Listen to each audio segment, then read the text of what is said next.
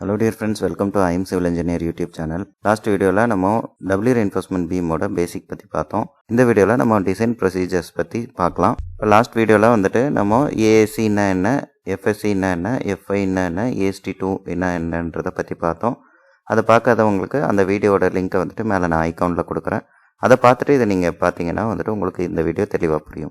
இப்போ நம்ம AST2 எப்படி அரைவ் பண்ணோம் அப்படின்றத பற்றி பார்க்கலாம். அடுத்தது அதை பேஸ் பண்ணி ASC எப்படி அரைவ் பண்ணோன்றதை பற்றியும் பார்க்கலாம். FSC பற்றி அடுத்த வீடியோவில் நான் உங்களுக்கு தெளிவாக சொல்கிறேன். இப்போ AST2 அண்ட் ASC மட்டும் இந்த வீடியோவில் நம்ம பார்க்க போகிறோம். இப்போ நான் ஏற்கனவே சொன்ன அதே எக்ஸாம்பிள் தான். எக்ஸ்டர்னல் பெண்டிங் மொமெண்ட்டை வந்துட்டு MUன்னு வச்சுக்கிறோம், இன்டர்னல் பெண்டிங் மொமெண்ட்டை வந்துட்டு MRன்னு வச்சுக்கிறோம். எக்ஸ்டர்னல் 100 kN, இன்டர்னல் வந்துட்டு சிங்கிளி ரெயின்ஃபோர்ஸ்மெண்ட் பீமாக ஃபஸ்ட்டு வடிவமைக்கிறோம். அது வந்துட்டு ஒரு 80 kN தான் தாக்கு பிடிக்கும். அந்த செக்ஷனில் வரக்கூடிய ரெயின்ஃபோர்ஸ்மெண்ட் வந்து பார்த்திங்கன்னா AST1. ஸோ இந்த 80 kN வந்து பார்த்திங்கன்னா இந்த 0.87 FY AST D-0.42 XY அப்படின்ற ஃபார்முலாவில் நம்ம அரைவ் பண்ணியிருக்கோம். 18 நான் சும்மா எக்ஸாம்பிளுக்கு சொல்கிறேன், ஜஸ்ட் இட்ஸ் எ நம்பர். இதை வந்துட்டு ஆக்சுவலாக வராது, ஒரு எக்ஸாம்பிளுக்காக நான் சொல்கிறேன். இந்த ஃபார்முலாஸ் மட்டும் நீங்கள் தெளிவாக பார்த்துக்கோங்க. ஸோ இப்போ பேலன்ஸ் இருக்கக்கூடியது என்னன்னு பார்த்தீங்கன்னா 20 kN. அது எப்படி வரும்னு பார்த்தீங்கன்னா இந்த மேலே இருக்கக்கூடிய MU மைனஸ் MR மேக்ஸ். இப்போ நம்ம மைனஸ் பண்ணோம்னா 20 kN வந்துட்டு எக்ஸ்ட்ராவாக மொமெண்ட்டுக்கு நம்ம இந்த பீமை வந்துட்டு வடிவமைக்கணும். அந்த எக்ஸ்ட்ரா தான் வந்துட்டு பார்த்தீங்கன்னா AST2 வந்துட்டு அடிஷ்னல் மொமெண்ட்டுக்கு வரக்கூடிய ரெயின்ஃபோர்ஸ்மெண்ட். ஸோ டபுள்யூ ரெயின்ஃபோர்ஸ்மெண்ட் வந்து பார்த்தீங்கன்னா ஃபஸ்ட்டு AST1 அது எப்படி கண்டுபிடிச்சிருக்கோம்னா சிங்கிளி ரெயின்ஃபோர்ஸ்மெண்ட் ஃபார்முலாவில் வரக்கூடிய இந்த ஃபார்முலாவில் கண்டுபிடிச்சிருக்கோம்.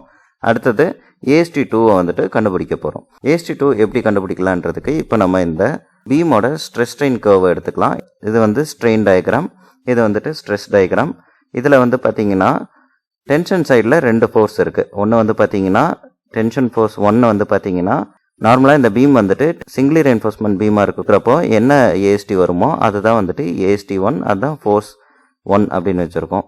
AST2னால் வரக்கூடிய ஃபோர்ஸ் வந்து பார்த்தீங்கன்னா F2 அப்படின்ற மாதிரி வச்சுருக்கோம். மேலே வந்து பார்த்தீங்கன்னா கம்ப்ரசிவ் சைடில் காங்கிரீட்னால வரக்கூடியது வந்து பார்த்தீங்கன்னா FCCன்னு வச்சுருக்கோம். அதாவது force in compressive zone due to concrete. FSC அப்படின்றது என்னன்னு பார்த்தீங்கன்னா force in compressive zone due to steel அப்படின்றத நான் இங்கே வச்சுருக்கேன். இது வந்துட்டு ரெப்ரசன்டேஷன் தான். உங்களுக்கு தெளிவாக வந்துட்டு புரியணும்னா நீங்கள் எந்த நோட்டேஷன் வேணும்னாலும் வச்சுக்கலாம். உங்களுக்கு புரிகிற மாதிரி நீங்கள் நோட்டேஷன் வச்சுக்கோங்க. நான் இந்த மாதிரி ஃபாலோ பண்ணுறேன், இதே தான் நீங்கள் ஃபாலோ பண்ணணும்னு அவசியம் இல்லை.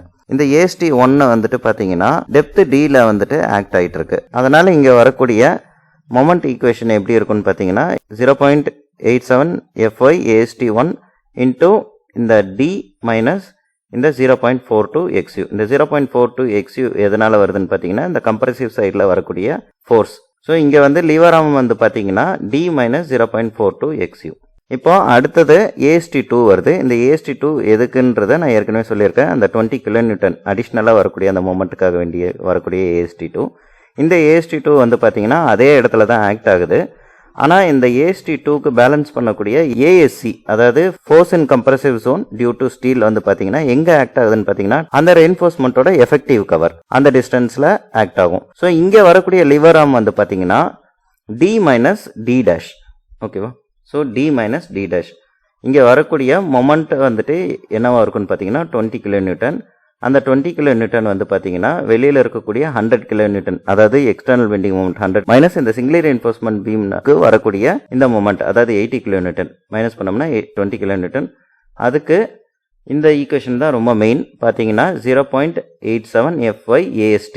0.87ன்றது ஸ்ட்ரெஸ்ஸு, AST2ன்றது வந்து பார்த்தீங்கன்னா ஏரியா ஆஃப் ஸ்டீலு இன்டூ இந்த மொமெண்ட்டோட லிவர் ஆர்ம் வந்து பார்த்தீங்கன்னா D மைனஸ் இந்த D டேஷ். ஓகேவா? ஸோ இதில் வந்துட்டு நமக்கு இந்த 20ன்றது என்னன்னு தெரியும். இதில் தெரியாத காம்பனண்ட் வந்து பார்த்தீங்கன்னா AST2. ஸோ அந்த AST2வை ஒன் சைடை வச்சுட்டு மீதி இருக்கிறது எல்லாமே வந்துட்டு இந்த ஈக்குவேஷனை வந்துட்டு சரியாக எழுதினோம்னா இதுதான் வந்துட்டு AST2க்கான ஃபார்முலாவாக இருக்கும். இந்த AST2னால வரக்கூடிய ஃபோர்ஸ் வந்துட்டு கம்ப்ரசிவ் சைடில் ஒரு இம்பேக்டை கொடுக்கும். ஸோ இதுக்கு ஈக்குவலண்ட்டாக வந்து நம்ம கம்ப்ரசிவ் சைடில் வந்துட்டு ஸ்ட்ரென்தன் பண்ணணும். ஸோ அதை எப்படி ஸ்ட்ரென்தன் பண்ணுறோன்னு பார்த்தீங்கன்னா FSC இன்டூ ASC, அதாவது FSCன்றது stress in compressive side due to steel, area of compressive steel. இதில் வந்து பார்த்தீங்கன்னா இந்த FSC, அதாவது force in compressive side due to steel பார்த்தீங்கன்னா இந்த AST2 இன்டூ 0.87 FY இதுதான் இங்கே எழுதியிருக்கேன். அது கூட வந்துட்டு இந்த FSC இன்டூ ASC வந்துட்டு ஈக்குவேட் பண்ணுறோம்.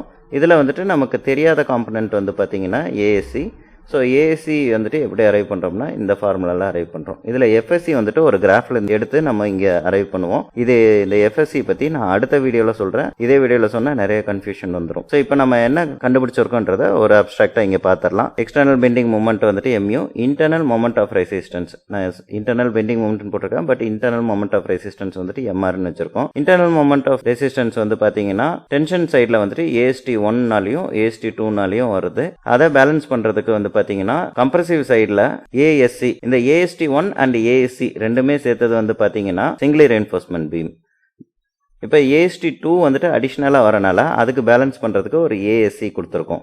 அதோட ஃபார்முலாஸ் வந்து பார்த்தீங்கன்னா இங்கே நான் கொடுத்துருக்கேன். இதை நீங்கள் ஸ்னாப்ஷாட் கூட எடுத்துக்கலாம். ஏஎஸ்டி 1ன்றதுக்கு இந்த ஃபார்முலா, ஏஎஸ்டி 2ன்றதுக்கு இந்த ஃபார்முலா. கம்ப்ரசிவ் சைடில் வந்துட்டு காங்கிரீட்டில் இருக்கிற எல்லா ஃபோர்ஸுமே யூட்டிலைஸ் பண்ணதுனால கம்ப்ரசிவ் சைடு வீக் ஆயிரும். அதனால இந்த ஏஎஸ்டி 2னால வரக்கூடிய அடிஷ்னல் ஃபோர்ஸை வந்துட்டு இன்டர்னலாக பேலன்ஸ் பண்ணுறதுக்கு ஒரு ஸ்டீலோட ஏரியாவை கொடுக்குறோம். அதை தான் ஏஎஸ்சி, அதை அரைவ் பண்ணுறதுக்கான ஃபார்முலா இது. ஸோ 3 விஷயம் இருக்குது இதில், AST 1, AST 2 and ASC. ASC கண்டுபிடிக்கிறதுக்கு முக்கியமான விஷயம் எஃப்எஸ்சி. இதை வந்துட்டு நம்ம அடுத்த வீடியோவில் தெளிவாக பார்க்கலாம். இந்த வீடியோ உங்களுக்கு பிடிச்சிருக்கும்னு நினைக்கிறேன். ஏதாவது சந்தேகம் இருந்தால் கமெண்ட்ஸில் போடுங்க, நான் கண்டிப்பாக அதுக்கு தனி வீடியோ ஒன்று போடுறேன். இந்த வீடியோ உங்களுக்கு பிடிச்சிருந்தா லைக் பண்ணுங்கள், உங்கள் ஃப்ரெண்ட்ஸ் அண்ட் ரிலேட்டிவ்ஸ்க்கு ஷேர் பண்ணுங்கள். நம்ம சேனலுக்கு சப்ஸ்கிரைப் பண்ணி உங்கள் சப்போர்ட்டை கொடுங்க. நன்றி.